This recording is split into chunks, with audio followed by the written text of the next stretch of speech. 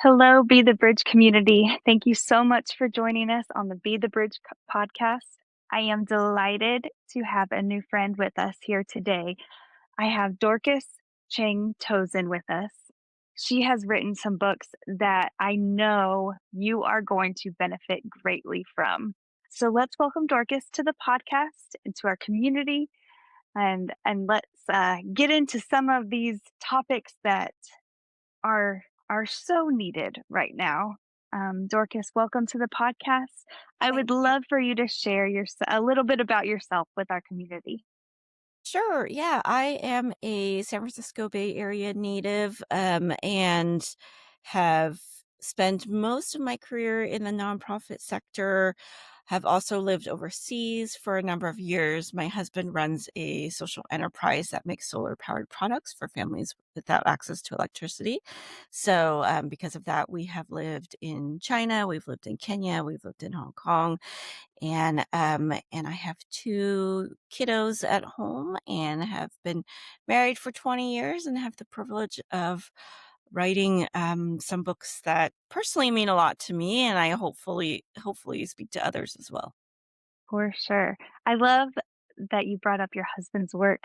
How has living in those different parts of the world impacted your own work and your writing?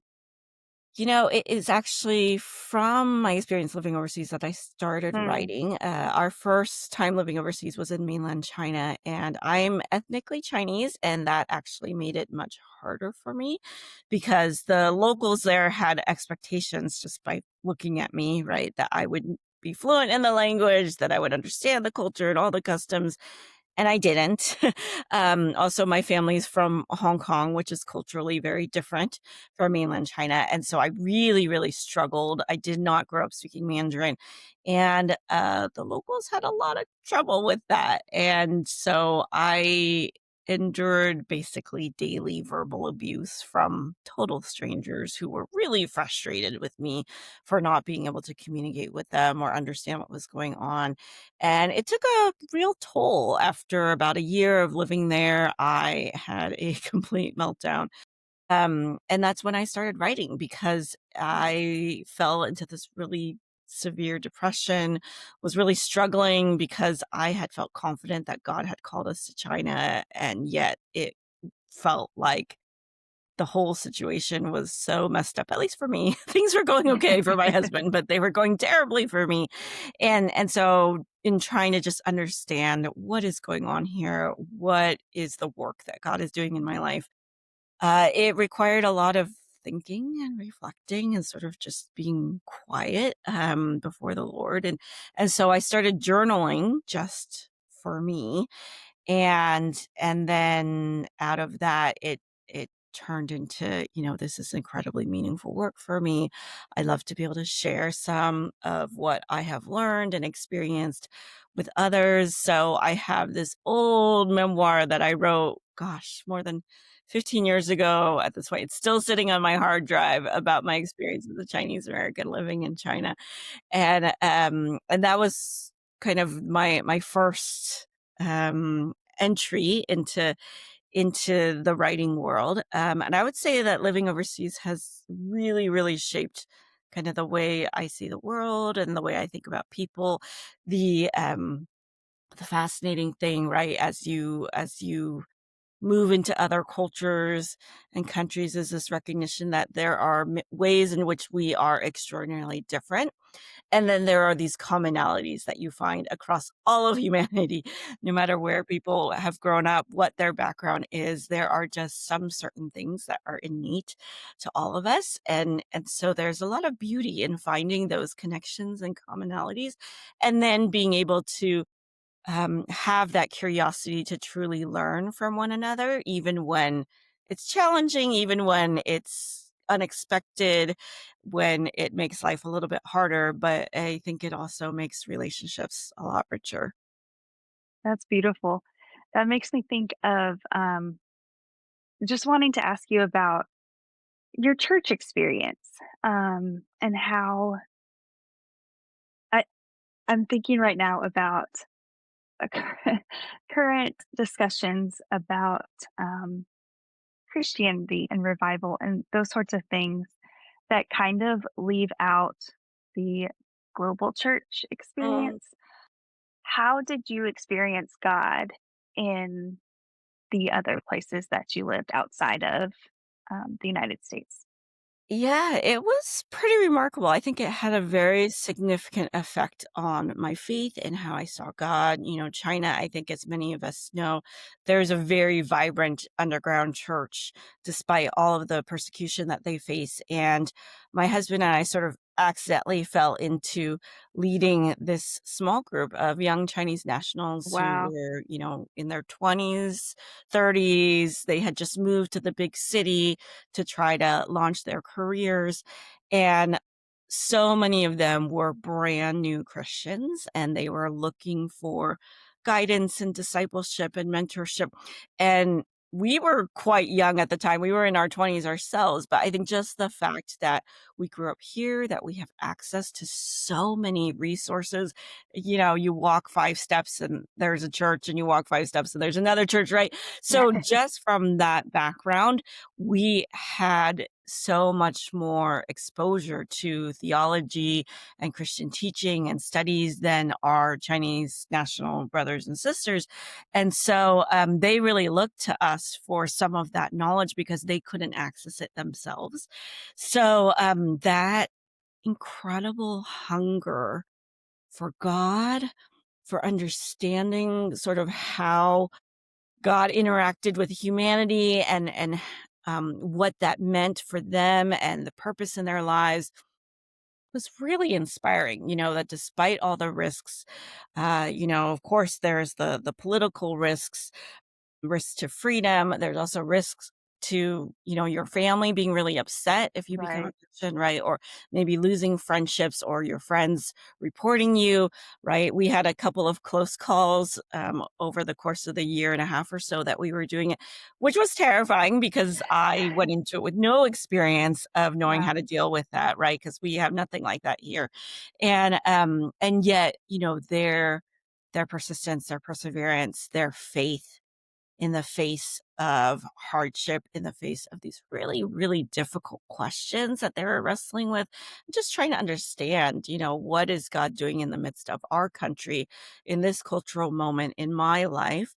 Um, and and I think also a really important lesson that I learned because it was so, of course, right? It was so hard to find a formal church community organization that we could be a part of.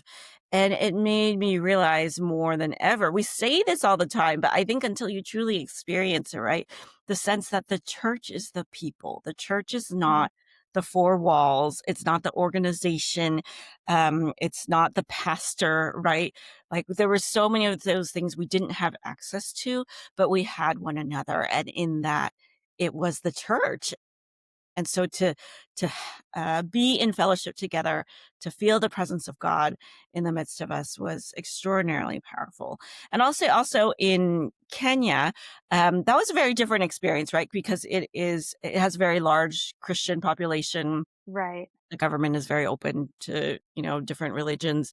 So we could freely worship. There were a lot of churches around the, African worship. If anybody has not experienced it, you are missing out. It's the most amazing thing ever.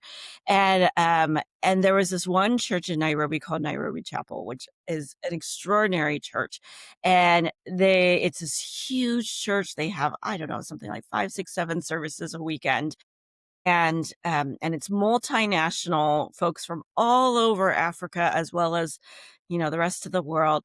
And what I loved about Nairobi Chapel, what it taught me was that missions doesn't always look the way we think it looks here in the Western world. So in terms of Nairobi Chapel was sending missionaries from Kenya, from East Africa to the UK, to the US, to Canada, to other, where like we might think, well, we don't really need missionaries for that. But to them, they're like, oh, no, no, no. Those are very much missionary fields as well. Right. And we have the people who are willing to go, who've been well trained, who have the heart for folks in other countries. And it was just really, really neat to see that vibrancy and that love for people all around the world and that willingness to sacrifice and move to, halfway across the world to a whole new place so that they could serve people there.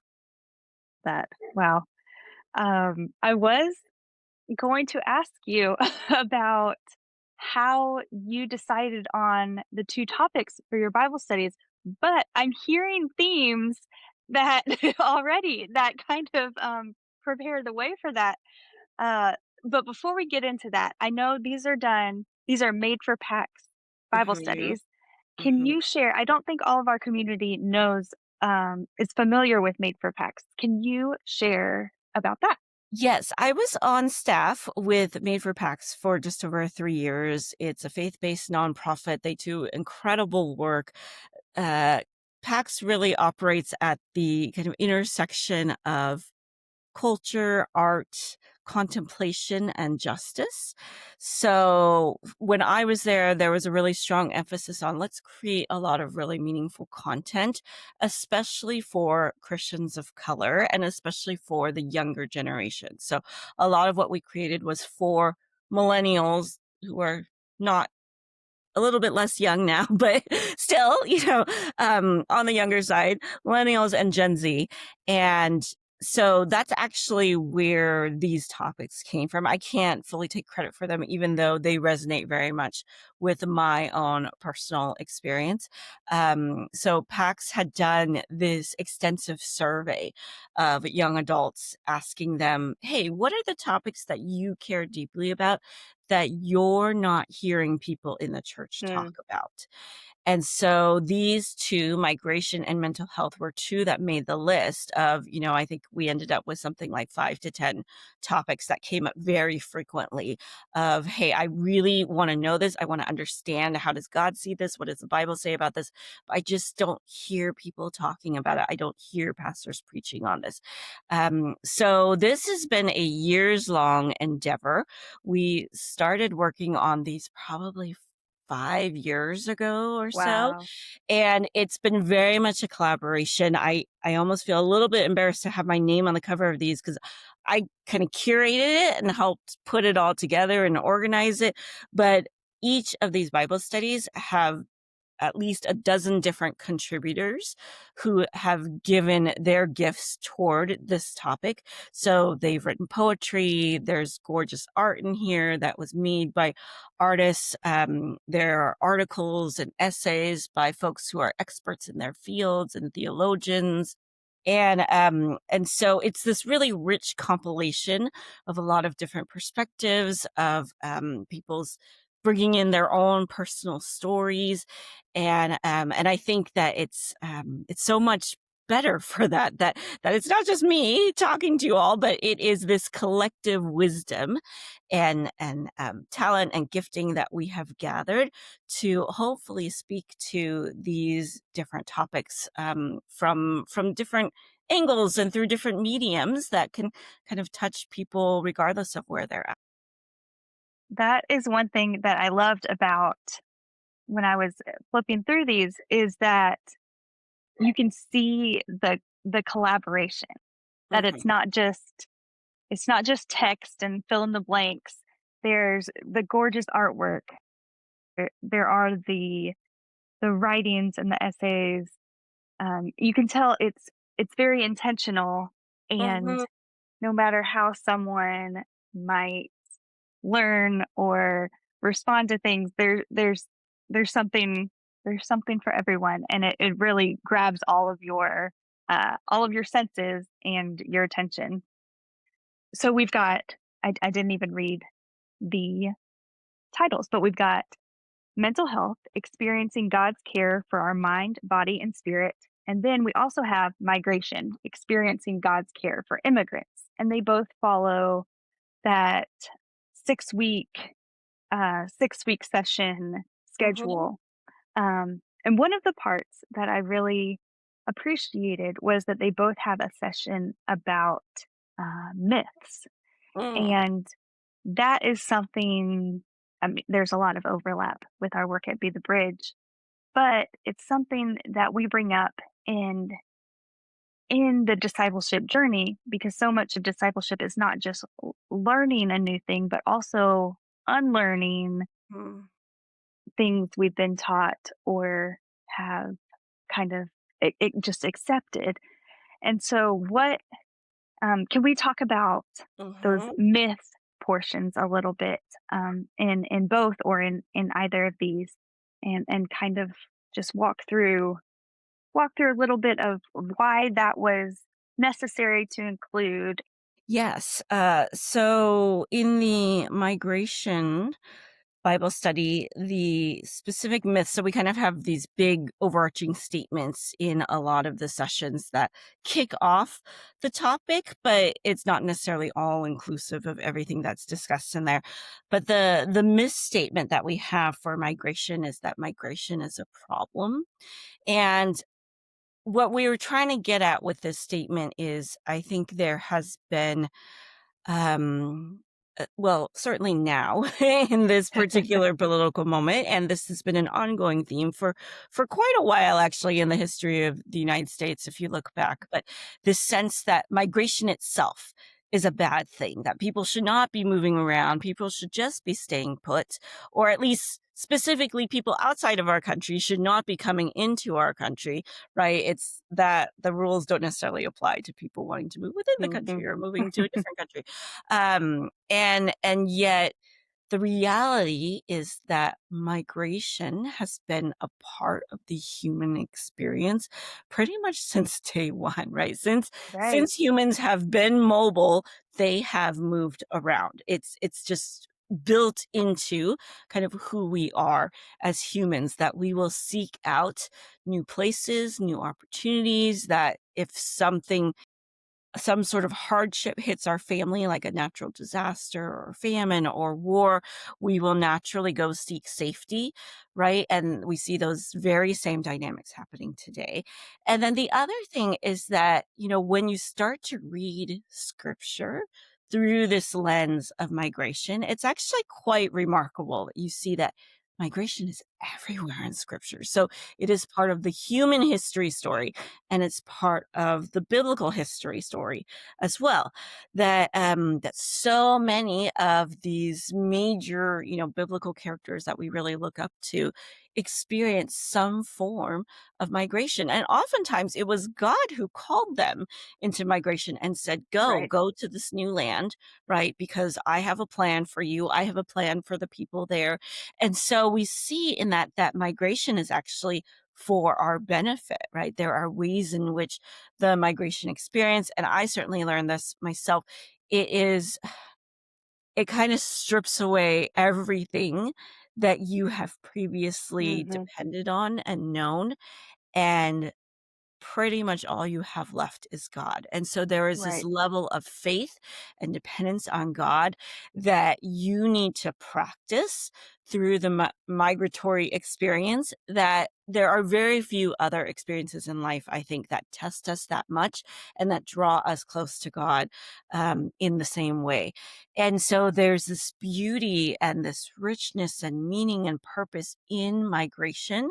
And so really we're trying to remind folks that it's not migration itself that's the problem, right? It people move.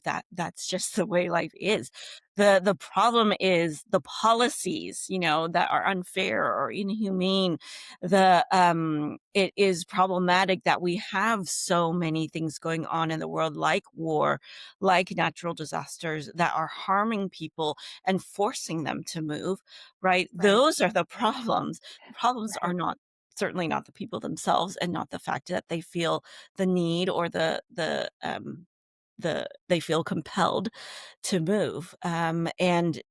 And so I think we're trying to reinsert the humanity back into what migration is, Right. that it's about the people and the work that God is doing through them and in them, that oftentimes God blesses people through migration. And so that alone is not where we should be drawing our line, right? And so I think certainly in this moment in history, our hope one significant hope with this study is that we can at least kind of set some commonalities so that we can have a foundation upon which to begin to have really meaningful, respectful um, conversation and dialogue, because it has become so antagonistic and hostile, and we're really not hearing one another well.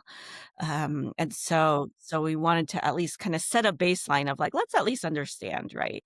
There are some basics here that these are all human beings made in the image of God, that migration has been happening for as long as humans have existed, and that oftentimes migration is part of the story of God, and that God does amazing things through migration. And so, how do we make this a fair and humane process across the world? I mean, it's a problem here in the US, but certainly, there are a number of countries that have struggled to come up Right. with really effective immigration policies. And so it's a dialogue that urgently needs to happen. Very true. And it's so interesting that these have been in the works for several years, and now they're published for such a time as this. I know. I wish we were not in this time. I really Right. do. But yes, if it had to happen, I am thankful that Mm, these resources just happen to come out at this time, and I'm hopeful that people will be open to diving into Scripture to really understand God's heart for immigrants, God's heart for the migration journey, and what we can all learn through that, whether or not we have been migrants ourselves. I I loved that there was portions in here that contained an invitation to lament. Mm, When you look at specific injustices in history, it invites you to think about people as image bearers and also to lament what has been done. And it's a reminder that we need biblical literacy and also the historical racial literacy, and those aren't at odds. We can hold both of those together to be faithful disciples in this time. mhm. Both of these Bible studies really invite us to do that, and I am very grateful. Yeah, thank you. Yeah. Well, let me also just mention briefly about the mental health myth, since you asked about that as well. So, mental health, very different topic, but still very relevant, very much an issue of today. And the myth that we had for this study was that faith is all I need. And that statement, if it kinda hits you the wrong way, it's meant to. It's Mhm. meant to kinda make you pause, wonder, "Wait, what really is that talking about?" Because I think in any of us who have been in the church circle, that sounds like a good thing, right? Right? Faith is what you have, faith is all you need, and yet this, perspective, especially in the arena of mental health, has actually been twisted in some ways to cause people a lot of harm, right? There has been a long history within the church going back hundreds of years. Maybe, I mean, really, you even see echoes of this in scripture as well, in the interactions that Jesus has with others, that there has been this conflating of mental health challenges and spiritual failing, right? So there's a sense of Mhm. you messed up, you sinned, your parents sinned, something bad happened, therefore, or you're not doing enough of, right? You're Right. not praying Yep. enough, you're not trusting enough, you're not obeying enough, and therefore you are struggling with, XYZ in terms of your mental health. And even though now we have decades of scientific research to help us understand, for like the vast majority of people, pretty much almost everyone, right? Mental health challenges come through either, hereditary issues. It's inherited through trauma, right? Through some sort of chemical imbalance going on in our brains. And so, more often than not, I mean, really, almost all the time, there is no like it's anybody's fault, right? It's just it is what happened. It it is the, unfortunate consequence of the broken world that we live in, but it is not because you sinned or you failed in some way morally or spiritually, and yet that belief continues to persist, It and does. oftentimes what we hear in churches, and I've heard this myself, I've struggled with chronic anxiety for a very long time, have had multiple seasons of very serious depression, and I have oftentimes heard, "Well, all you gotta do is pray." All you gotta do is trust more, Bible says, "Don't be anxious, so don't be anxious," right? And yet it is dismissing the real hardship and pain and sorrow that these individuals and their families are carrying, and it is dismissing the real, I think, gift of science and medicine that God has given us to help us manage these, illnesses, disorders, challenges, whatever you may be wrestling with, right? I mean, I think God works through modern medicine. God works Yes, through he science. does. This is why we have medication, right? Right. If your friend broke their arm, you wouldn't say, like, "Just pray about it and believe in God," right? It's the same thing, and so, it is, so important that we begin to, change that conversation to really make sure that people are not continuing to believe in that myth, because there are so many families that have felt marginalized, that have felt looked down upon and rejected by Christians in the church when they are already suffering. And so it's really, really heartbreaking. I feel like this has been an area in which we as the church have really failed, because you would hope that the church would be a place of refuge and welcome and sanctuary and healing for people, who are struggling, and oftentimes, in regards to mental health, that has not been the case. I do think that a lot of it is just people are not well educated enough about this specific topic, as well as they're not equipped, right? So even if you have the heart to want to help individuals struggling with their mental health, you may not know what to do, and that is understandable. And at the same time, there are a lot of resources out there. Yeah. There are organizations that are specifically there just to work with churches around mental health training and equipping and creating programs, building up leaders who can step up in these areas. And so there is something that can be done. And I would love to see more and more churches begin to move to that place of, we are a welcoming home for families and individuals that are having a really hard time. Yeah, definitely. I I love the overlapping desire with with both of these Bible studies is to become more welcoming, to Mm, become people who are safe for other people, yeah. because we need that right now, and that is something that God calls us to.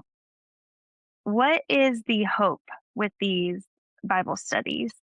Is it a hope that people will do them with friends, in small groups, individually? Is there a certain, You certainly yeah, can do it individually. So there's a lot of reflection questions, contemplative exercises. There's what's you had mentioned that it appeals to different senses. So we even have QR codes in here that go to right, videos, that go to audio files. Like you can hear folks doing spoken word or telling their personal stories in their own voice.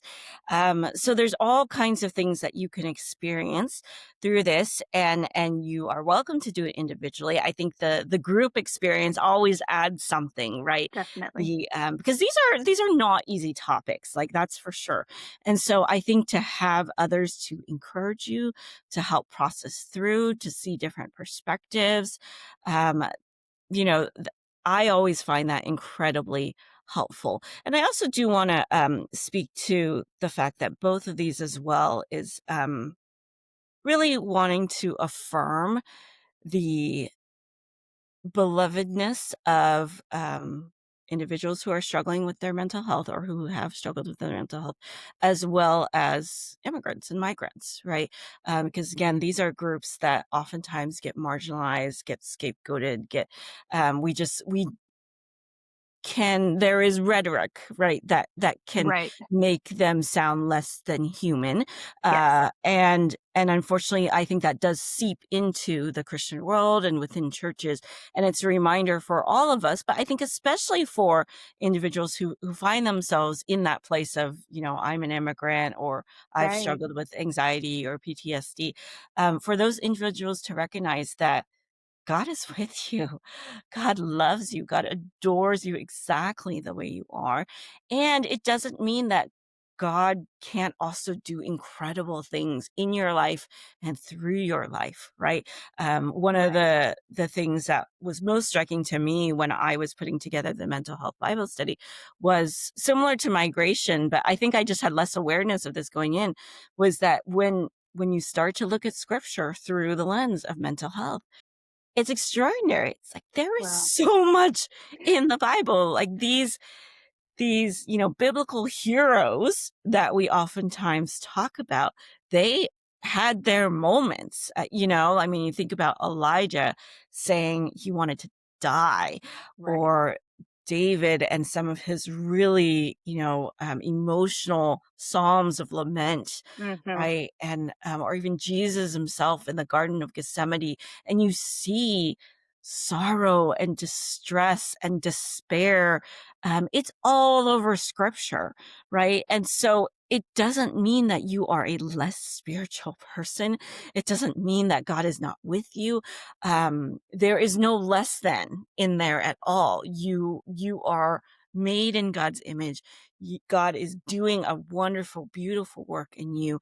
And while I would wish for healing for all of us who struggle with mental health, and I'm thankful for those who do experience it, it is also the case that that will not always happen, right? And but our full healing, like God's work, is not contingent upon our full healing, right? And so I think there's also a measure of hope that we really want to bring, an encouragement and affirmation that that these are our brothers and sisters.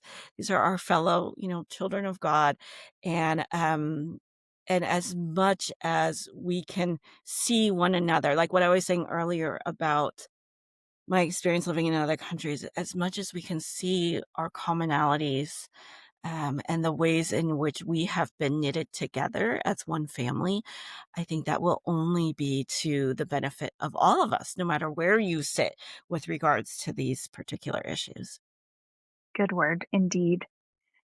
Before we wrap up, I would love to talk a little about your book, Social Justice for the Sensitive Soul. It was a gift for me personally. Oh, I Yes, it resonated with my soul. And I would love for you to talk a little bit about what social justice can look like for those people who are highly sensitive, empaths, uh, lean more introverted. yes. How can engaging in justice, what can it look like for them as well?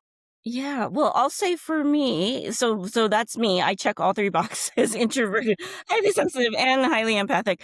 I there's this ideal that I was striving for at least 15 years in my young adulthood and professional career, where I felt like this is what social activism looks like, right? It's the Right, protesting in the streets and doing petitions and canvassing and being part of these oftentimes kind of loud, chaotic movements, which they are incredibly, in fact, effective, and it's right, wonderful work. And at the same time, it took so much out of me. And I had this pattern of burning out severely, not just like I'm a little tired, but burning out to the point where I couldn't work anymore, and it happened almost every 2 years for me, which is a lot, and it's a lot for Yeah. somebody in their 20s who is supposed to be, like, at the height of, energy and all of that, and so this book came out of a long journey of understanding that ultimately that's not me, that's not what I'm wired to do, and I think probably somewhere in the mix of there was a few years of incredible disappointment in myself and feeling like, "Oh, like, what a, terrible activist I am if I can't even, if it's overwhelming for me to participate in a protest." And so this book was really trying to answer the question of what does it look like for somebody who is sensitive, empathic, introverted to participate in social justice, not only in ways that really fit your personality and who God made you to be, but also in ways that are effective and meaningful. Right. And what I found in my research, it was so encouraging. I am a bit of a nerd, and so I love the research portion of writing books. And so I was at my local library probably every other week. They had this shelf on justice and activism, and I think I looked at pretty much every single book on that shelf to just try to find these stories, right? So we Mhm. hear about the Martin Luther Kings and the Nelson Mandela, and these are all extraordinary individuals, and we need leaders like that.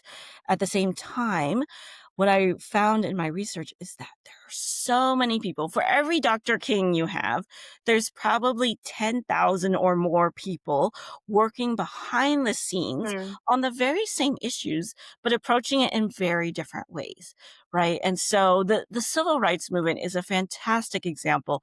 I think just because it was such there was so much happening in the movement.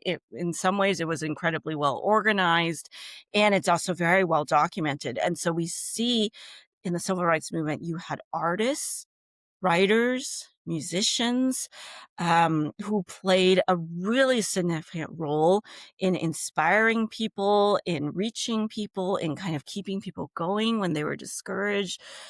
You had folks who were actually training people in nonviolent resistance and civil disobedience, right? So these were folks who weren't necessarily out there doing it themselves, but they were in the classroom teaching people about Mm. civil rights, about their voting rights, and again, how to engage in activism, right? And it's, we need that because it's not like any of us sort of naturally know that kind of stuff. So Right. we need people to teach and equip and mentor us.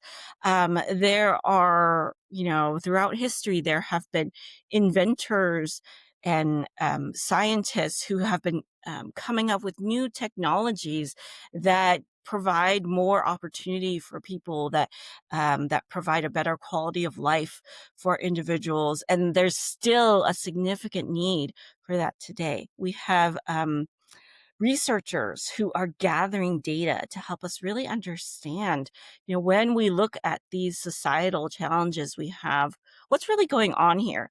What is the root cause Yeah. of it? Who is being most deeply affected? These are the questions that we need answered in order to be able to figure out solutions that are really going to work, right? But again, these are folks who are not necessarily out there in front of a microphone. They might be in a laboratory, right? They might be Mm. sitting in a room conducting interviews, but their work is so critical. The Supreme Court ruling of Brown versus the Board of Education was very much supported by an entire body of research that had been done by dozens of psychologists and scientists in other field who could speak to the irreparable harm that was being done to children who were in segregated schools, right? And so you need that kind of information and data in order to compel change as well as to move us toward change that actually will address the root causes of the problem and will serve the people who are being most affected. And so I found just a number of different ways. It's probably a dozen. I focus on 6 categories of different roles within the book, but there's, I think, dozens of possibilities of what it could look like to participate in justice, And you may never need to march on the streets. You may be in a library. You may be sitting at a kitchen table. You may be at your kid's school. And that matters. I Yeah. mean, all of these stories that I found, there's more than 100 different activists that I mention in this book, and they are all people who made their mark. Their names may not be in the headlines, but they did something that was incredibly meaningful, that contributed to change happening, and I like to think of it as, these challenges that we face, they're not simple, right? I mean, if they were, we would have already figured it out a long time ago, and so if we're talking about these really complex, thorny problems, doesn't it make sense that we would try to figure it out, understand it, and solve it from 100 different angles, right? I mean, so it's like, yes, of course, let's do the protests, let's do the marches, let's do the petitions, and let's also do the scientific research. Let's also have the one-on-one conversations with people. Let's look through history and learn from the historical record, right? We need individuals who are doing all of these things. And I think one other thing I'll just say is a really important learning for me out of writing this book and out of my own experience in this world for, a couple of decades now is I I think I used to assume that engaging in justice work meant suffering, um, all the time. And sort Mhm. of the more miserable I was, then the more Right. sure I was on the right path Yeah. toward, doing what God had called me to do. And certainly there is a measure of sacrifice that is required, I think, in this arena of work. There is going to be lament. There are going to be really hard things that you see and experience and share with others. But at the same time, I recognized, and a lot of wise people before me have already recognized this, um, is the importance of joy, finding Mm. joy even in this very, very hard work that we are doing. And I think, at least for me, a lot of that joy comes from understanding this is who God made me to be. These are the particular gifts that I can bring, and this is how I can apply those gifts. And that sense of I am truly myself. I am bringing the best of who I am to a really meaningful cause. That brings so much joy and purpose. And so I would love that for my fellow sensitives and empaths that they feel like there is a place for you. There's a really important place for you. We Mm. absolutely need individuals who are playing all these different roles, making all these different kinds of contributions. And it can be a place where you feel like you are truly fully yourself, in all of the beauty and wonder and creativity that God gave you, and that is something to be celebrated. So that's really a lot of the heart behind this book, which is deeply personal. It's probably the most personal book I've ever written, and has certainly changed my perspective on what it means to engage in the good work of justice. That Dorcas, I know that your words and your presence with us, and then your work as well, is going to encourage and empower our community in some great ways. So thank you so much for Yeah, being with us. I would of love to course. wrap up with just two questions. One, I would love to know what is giving you hope right now in the midst of Mm, everything going on. And then also, yeah. who are a couple people that you are learning from in this time? Mm. I'll start with the first question. Okay. Um, it is a difficult time, no question. I find myself kind of waffling a lot between despair and some measure of hope, Yeah. and that's hard. And I think Mhm. especially for those of us who feel really deeply, um, there is sort of this, like, knot of pain that I feel like is just always there now, and sorrow.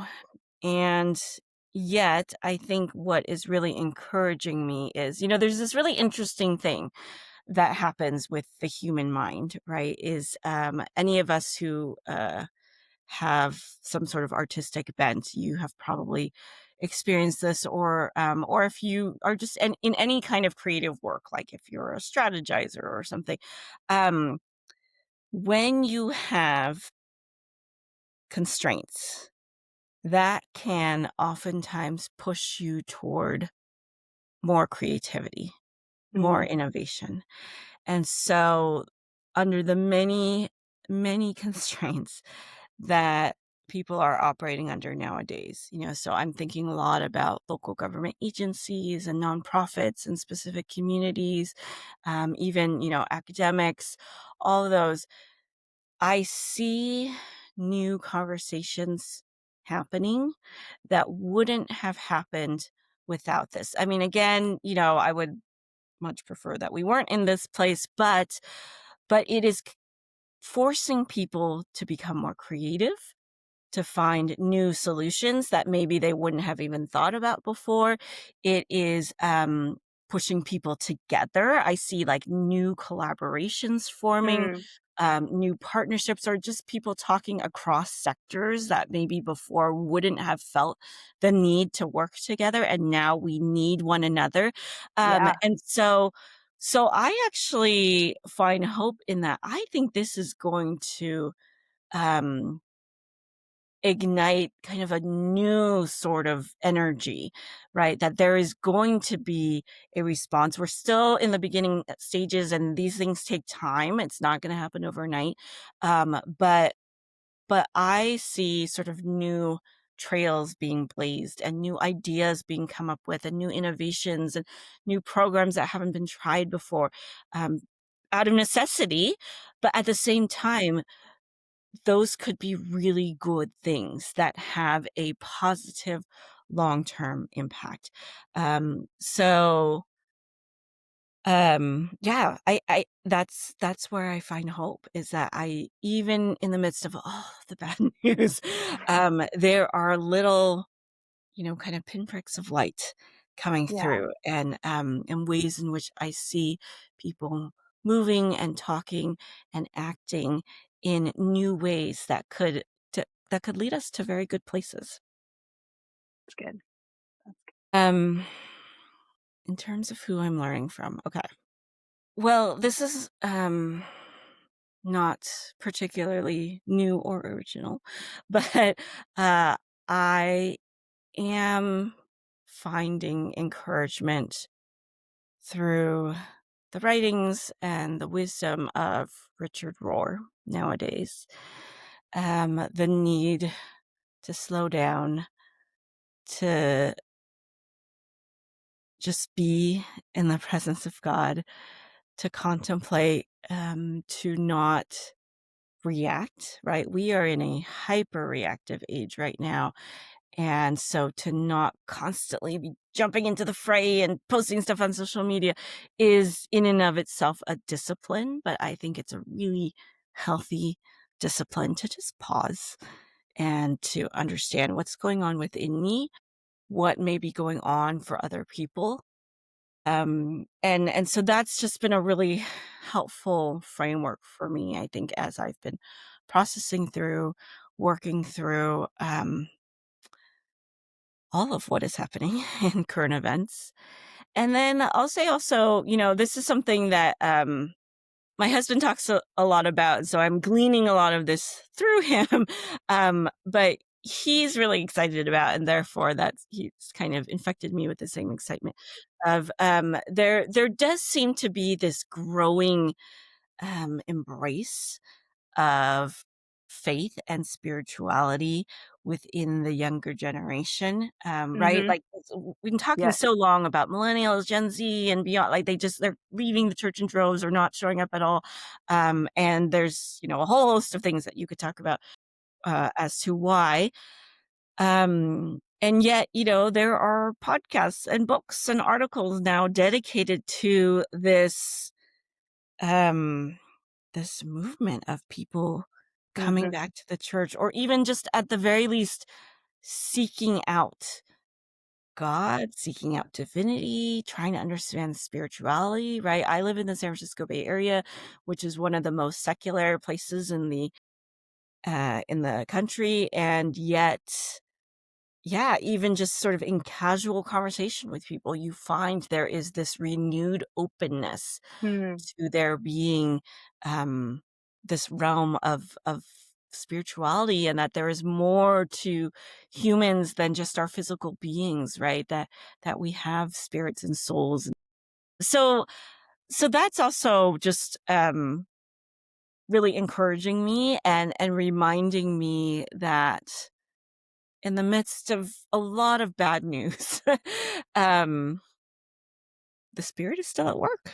God is still present. There's a lot happening, and we don't see the full picture. We can't. We're just not able to with our limited perspectives.